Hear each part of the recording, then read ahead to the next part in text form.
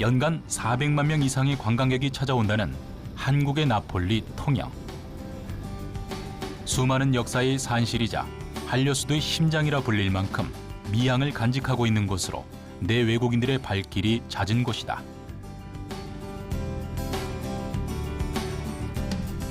때문에 많은 이들이 명소를 다니기 위해 다양한 이동수단을 이용하고 있는데 지금 보고 있는 이 관광버스도 그중 하나.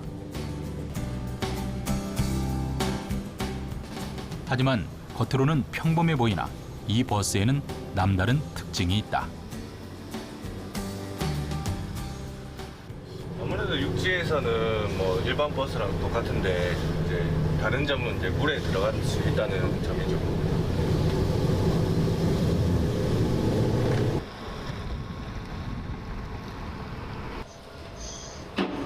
육지를 힘차게 내달리다 그 속도 그대로 바다로 뛰어드는 버스. 이 버스의 특징은 바로 수륙 양용차라는 점이다. 순환 구조차입니다. 그래서 이제 해경이라든지 그다음에 소방청이라든지 특히 말레이시아나 다른 나라 같은 경우에는 홍수가 많이 납니다. 그럴 때 보트들이 일반적으로 많이 구조로 다니는데 그게 한계가 있습니다. 그래서 이제 저희 같은 경우는 수륙 양용 순환 구조차를 만들어 가지고 육지와 그 강물이라든지 바다를 마음대로 떠나들 수 있게끔. 긴급 구조 상황에서 필수 요소인 구급차. 물과 육지 환경에 구애받지 않고 마음대로 달려 생명을 구하고자 고안되었다.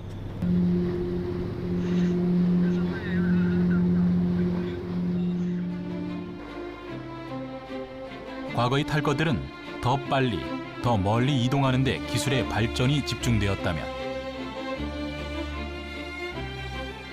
지금의 과학기술은 땅과 바다, 그리고 하늘의 경계를 무너뜨리는 데 초점을 맞추고 있다.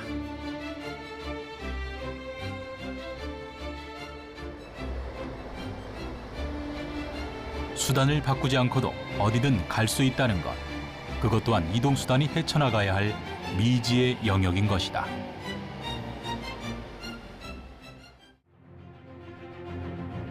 이 미래형 수륙 양용 자동차는 배와 자동차를 넘나드는 복합적인 기능들을 필요로 한다. 특히 육지에서 충분한 속도를 내는 것과 함께 바다에서 안전하게 떠다닐 수 있도록 부력을 확보하는 것이 중요하다. 수륙 양용 자동차 같은 경우에는 그 가장 핵심적인 보안적인 기술력들이 집약이 되어 있지만 차량 같은 경우에는 포밍 시스템과 발란스 시스템을 이야기 드릴 수가 있습니다. 차량이 파손이 되더라도 가라앉지 않는 우수한 기술력을 가지고 있으며 차량이 롤링과 피칭의 흔적이 적어 복원력이 굉장히 우수합니다. 이는 선박의 가장 중요한 기능으로 물 위에서 선체가 좌우 상하로 흔들리지 않게 균형을 잡는 것을 의미한다. 특히 파도에 전복되지 않도록 파랑 안정성을 확보하는 것 또한 중요하다. 프로펠러 방식이 아닌 워터젯 방식으로 제작이 되어 있습니다. 워터젯 방식 같은 경우에는 물을 끌어당겨서 차고 나가는 힘이 굉장히 강하고 이물질이 끼는 염려가 거의 없습니다. 유레카!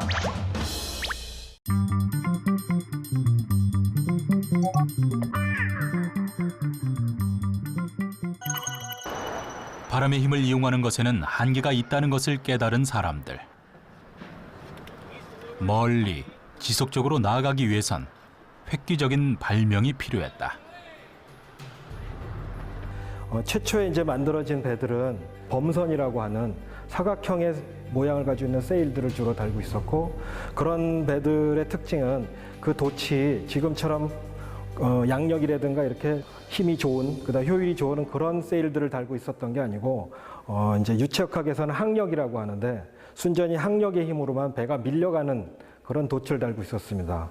그런 것들이 이제 삼각돛으로 바뀌기 시작한 거는 북위 30도보다 더 북쪽에 있는 영국 또는 네덜란드 이런 나라들이 이제 필요로 해서 만들어지기 시작했는데, 대양 항해를 위해서 아프리카 남단으로 내려가고 인도를 찾아가고는 그런 원양 항해에 있어서는 그 편서풍을 이기고 남쪽으로 내려올 수 없는 그런 문제점이 있었기 때문에 어떻게 하면은 배를 또는 돛을 어떻게 만들어야지 그런 바람을 역풍을 받으면서도 배가 항해할 수 있느냐를 고민한 끝에 15세기 말, 16세기 그때쯤에서 네덜란드에서 먼저 이런 돛이 삼각돛을 달고 있는 종범 양식의 배들을 개발하게 되었습니다. 역풍이 분다고 돛을 접는 것이 아니라 오히려 받는 방향을 조정하는 삼각돛. 돛에 가해지는 압력의 차이를 이용한 것인데 이를 통해 배는 속도는 느리지만 역풍에서도 지그재그로 전진할 수 있다. 이 삼각돛의 이용은 해양왕의 꿈을 실현하게 해주었다. 엔리케 왕자가 포르투갈의 엔리케 왕자가 아프리카 해안을 탐험하게 되거든요. 그래서 그걸 토대로 해서 나중에 이제 희망봉을 돌아서 인도까지 가게 되는 거거든요. 그 과정에서 아프리카 해안을 이동을 할 때 포르투갈 입장에서 보면 굉장히 먼 거리잖아요. 굉장히 먼 거리죠. 그 과정들을 다 노를 져서 할 수가 없죠. 그래서 부분적으로는 여전히 이제 노를 이용하지만 그 캐르벨슨이 굉장히 많이 도움을 주죠. 그 콜럼버스가 아메리카로 갈 때도 콜럼버스의 배는 캐럭선이라고 하는 거예요. 캐럭선이라고 해서 대략 한 300톤 정도 크게 되는 배. 그게 기함인 거죠, 이를테면. 그리고 배 세 척이 가게 되면 다른 두 척은 캐르벨선이에요. 그러니까 캐럭선 하나와 캐럭선은 좀 더 훨씬 대형화된 거죠. 짐도 많이 실을 수 있고. 캐럭선 하나와 캐르벨선 두 개가 콜럼버스 일행인 거죠. 캐럭선도 삼각돛을 채택합니다. 대항해 시대의 서막을 열어준 삼각돛. 간단해 보이는 과학의 원리가 역사를 움직인 것이다. 유레카!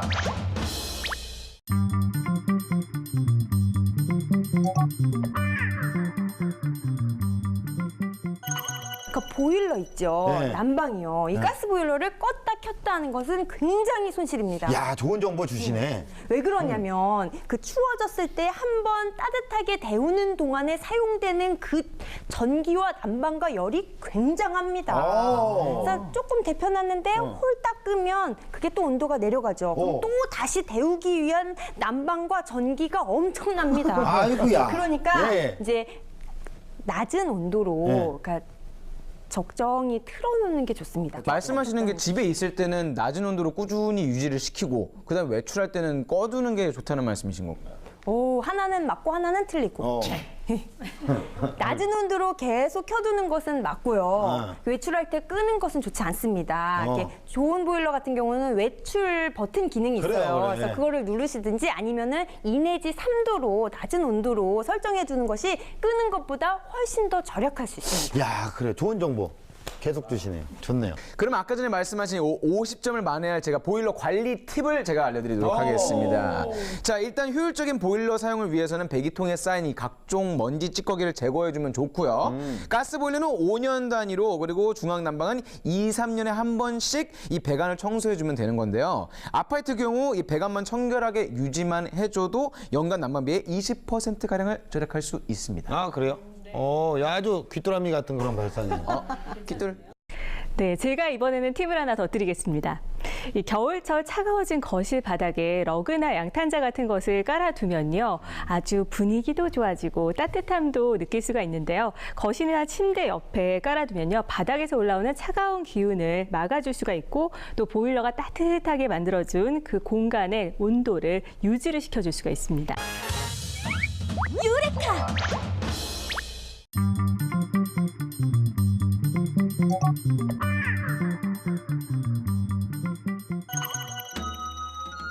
고려학자 문익점이 모카씨를 들여오고 15세기에 모카 재배가 일반화되면서 모카솜은 혹독한 겨울을 이겨낼 수 있는 가장 효과적인 대안으로 떠올랐다. 그리고 이 솜옷을 더욱 효과적으로 입을 수 있는 방식이 누비다. 누비는 옷감의 겉감과 안감 사이에 보온재를 넣거나 아무것도 넣지 않은 상태에서 홈질해 만든 옷으로 그 역사가 오래됐다. 누비는 성녀들이 해진 옷을 기워서 입었던 나비에서 유래되었으며 방안과 내구성 또 실용성이 뛰어나서 크게 발달한 바느질법입니다. 우리나라에서는 고구려 고분벽화에 누비 갑주가 등장해 이미 삼국시대부터 입었음을 추측할 수 있습니다.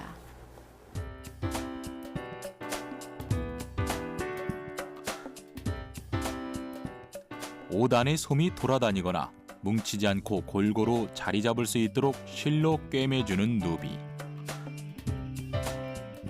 누비를 하는 과정은 대략 이렇다.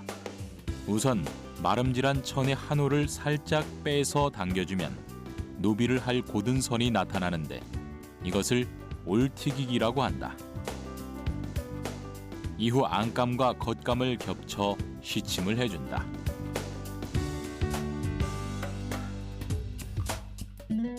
여기에 만들 옷의 두께를 고려해 솜을 넣는데 솜 부피가 일정해지도록 한 겹씩 걷어내듯 다듬어준다. 이때 무엇보다 중요한 것이 바로 솜정리다. 목화 소매는 시가 되게 많아요.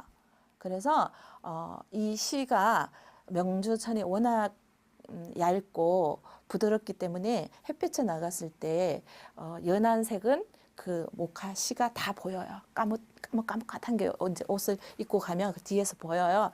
티끌을 떼는 이유도 누빌 때 거기에 바늘이 들어가면 바늘이 부러지거나 빠지기가 너무 힘들기 때문에 솜 정리를 깨끗하게 한 다음에 솜을 놔야 되는 겁니다. 솜을 넣은 뒤에는 뒤집어 시침을 해주고 본격적으로 밀대로 누비기 시작하는데 누비의 간격은 용도에 따라 0.3cm에서 10cm 내외까지 다양하다. 활동성이 많아 닳기 쉬운 솜의 부분이나 솜이 얇게 들어가는 여성들의 속옷처럼 안쪽에 입는 것은 주로 좁은 간격으로 누비를 하고 솜이 많이 들어가는 겉옷이나 이불은 누비 간격을 넓게 하는데 이런 누비는 모두 수작업이다 보니 한 벌에 3개월에서 길게는 1년까지 걸린다. 유레카!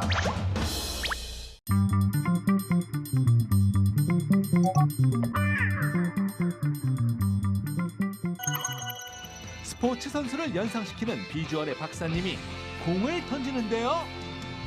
네, 와인드업! 한눈에 봐도 무릎씨보다 길쭉한 팔다리를 이용한 멋진 투구 스트라이크예요. 공을 던지는 데 있어 팔의 길이는 어떤 영향을 미치는 걸까요?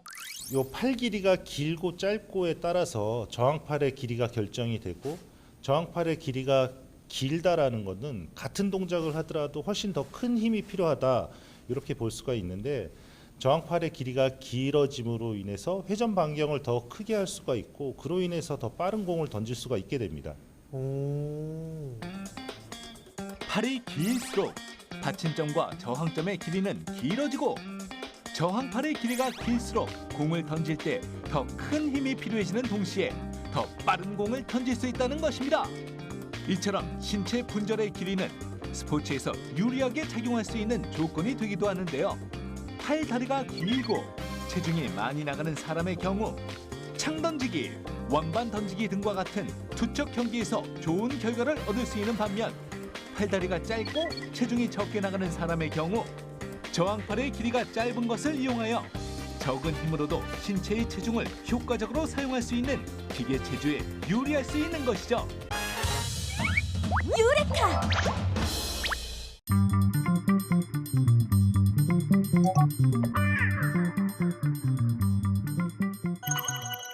지뢰는 힘점, 받침점, 착용점의 위치에 따라 힘의 효과가 달라지는데요.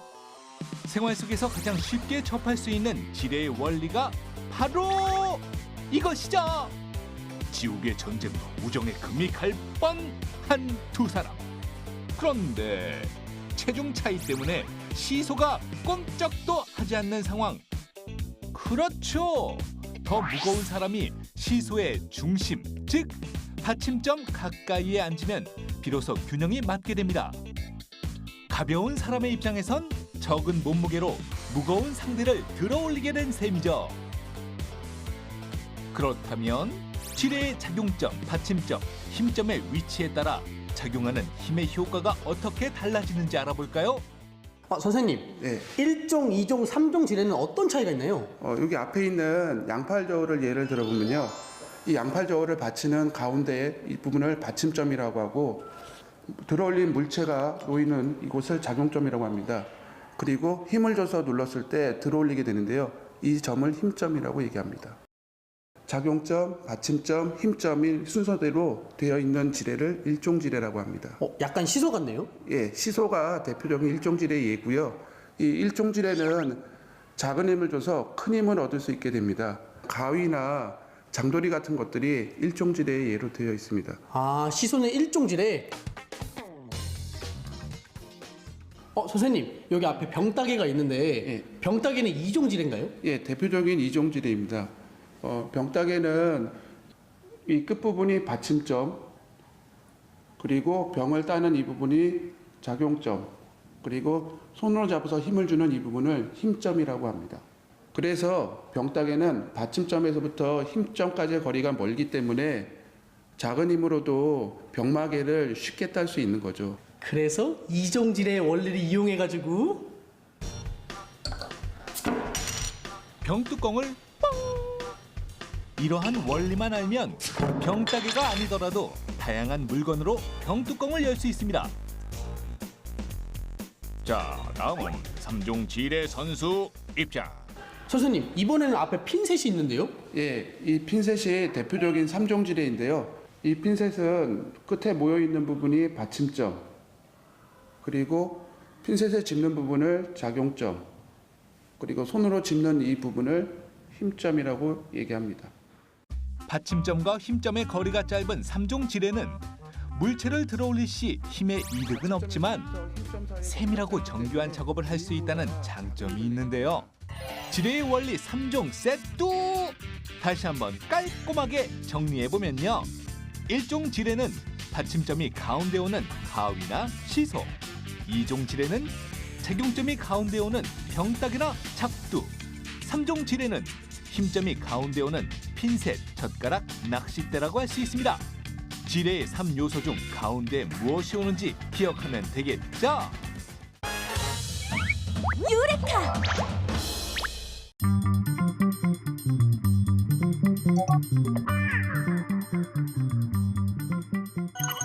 인체의 다양한 움직임은 뼈, 근육, 관절 등의 원활한 상호작용에 의해 만들어진다고 할 수 있습니다. 근육과 관절의 움직임을 통해 인체는 힘의 이득을 얻거나 속도나 거리 면에서 유리함을 얻는 것인데요. 이때 지렛대의 원리가 활용됩니다. 인체 내의 뼈가 지렛대의 역할을 수행하고 그 뼈를 움직이게 하는 근육은 힘점, 회전 운동을 담당하며 뼈와 뼈가 접합하는 관절은 축, 즉 받침점이 된다고 할 수 있고요.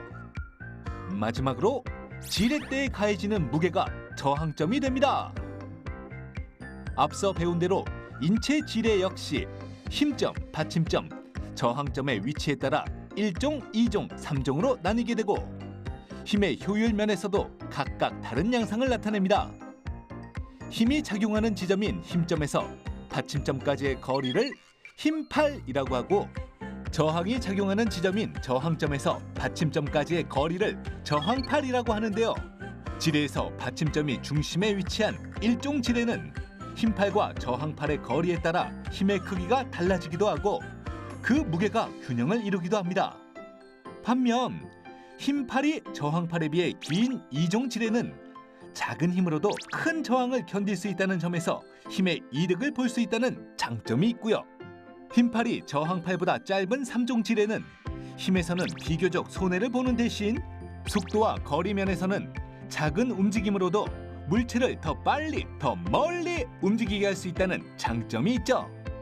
물음씨가 머리를 앞뒤로 끄덕이는 모습은 대표적인 1종 지뢰의 형태라고 할 수 있는데요. 무거운 머리에 무게를 받치기 위해서는 귀 및 관절이 받침점의 역할을 하고 목 뒤의 근육이 힘점의 역할을 하는 것입니다. 평상시에는 목과 머리의 힘이 균형을 이루어 바른 자세를 유지할 수 있도록 돕지만 저항점, 즉 머리의 움직임에 따라 힘의 크기도 달라지는 것을 확인할 수 있죠. 발레리나처럼 발끝으로 체중을 버틸 때 사용되는 이 종아리 근육이 바로 대표적인 이종지레의 모습인데요. 작은 종아리 근육의 힘으로 체중이라는 큰 무게를 견뎌 힘의 이득을 얻는 것입니다. 이외에도 작은 물건을 짚거나 빠른 행동을 취하는 등 대부분의 인체 관절은 3종 지뢰에 해당된다고 합니다. 이러한 인체 속 지렛대의 원리는 앉았다 일어나고 걷고 눕는 등 생활 전반의 다양한 움직임에 이용되고 있는데요.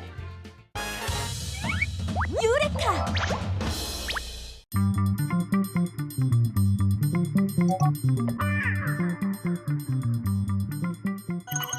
제2차 세계대전 당시 미국의 공학자였던 퍼시 스펜서는 레이시온사에서 레이더에 꼭 필요한 부품인 마그네트론으로 실험을 하고 있었어요.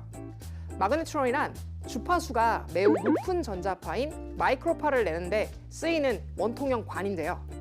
그러다가 우연히 발견을 하게 되었습니다. 스펜서는 마그네트론의 옆에서 잠시 휴식을 취하고 있었는데요. 몇 분 후 주머니에서 이상한 느낌을 받고 정신을 차렸다고 합니다. 간식을 먹으려고 주머니에 넣어두었던 초콜릿바가 녹아내린 것이었죠. 덥지도 않았던 실험실이었었는데 어떻게 이게 가능한 것이었을까요?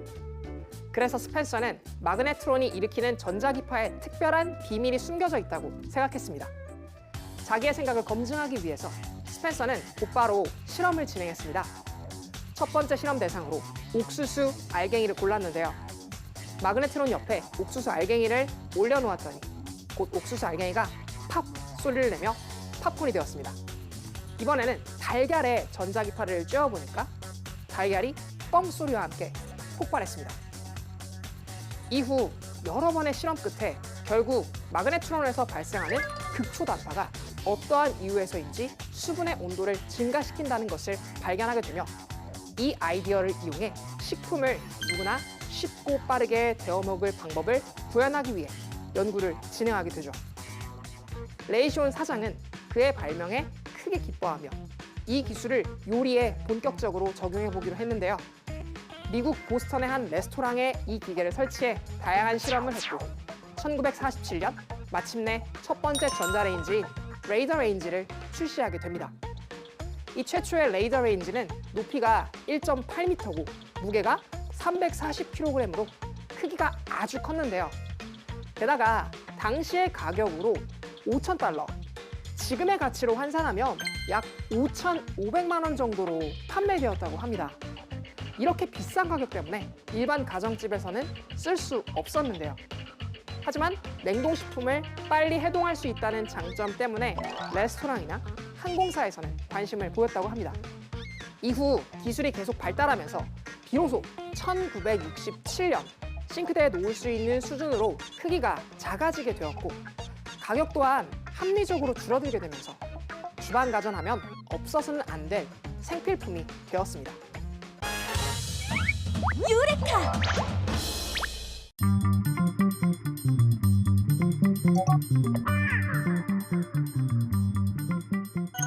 어느 주방에서나 볼 수 있는 전자레인지는 참 편리한 가전제품인데요. 간단한 음식을 순식간에 만들 수 있고 다른 일을 하면서도 사용하기 쉬워서 많은 사람이 이용하고 있죠. 그렇다면 전자레인지는 어떤 원리로 작동되는 걸까요? 이 전자레인지는 우리가 이미 알고 있는 전자기파, 스펙트럼 중 라디오파보다는 에너지가 크고 적외선보다는 에너지가 작은 영역에 존재하는 전자기파인 마이크로파를 이용한 기계입니다. 극초단파 또는 마이크로파로 불리는 이 영역의 전자기파는 파장이 대략 1mm 근처인 원적외선보다 더 긴데요. 전파 환경에서 사용되는 W밴드로 시작해 길게는 약 1.4m 정도의 파장을 가지는 군용 항공기의 무선 통신으로 사용되는 G밴드 사이에 있는 모든 전자기파를 지칭합니다. 이 영역대의 전자기파는 진동수, 다시 말해 주파수가 낮기 때문에 기술적으로 여타 다른 전자기파들보다 비교적 간편하게 만들 수 있습니다. 그렇다면 전자레인지는 어떻게 음식물을 데울 수 있을까요? 바로 전자레인지의 원리 중 하나인 유전, 가열을 이용하면 가능합니다. 전자레인지에 음식물을 넣고 시작 버튼을 누르면 마그네트론에서 극초단파의 전자파를 발생시키는데요. 이 전자파는 대략 2.45GHz로서 음식물을 놓아둔 도자기나 유리 종이 등의 영향을 받지 않고 통과한 뒤 음식물의 수분과 지방, 당과 같은 분자에 흡수됩니다. 이 과정에서 분자들이 회전하면서 서로 밀고 당기거나 충돌하게 되고 그로 인해서 운동 에너지가 발생하여 음식물이 데워지게 되는 거죠. 마이크로파가 물체를 뜨겁게 만들 수 있는 이유는 마이크로파 자체에서 열을 전달하는 게 아니라 그 물체 안에 들어있는 물 분자를 빠르게 진동시키는 것 때문에 발생한다는 사실이 놀랍지 않나요? 유레카!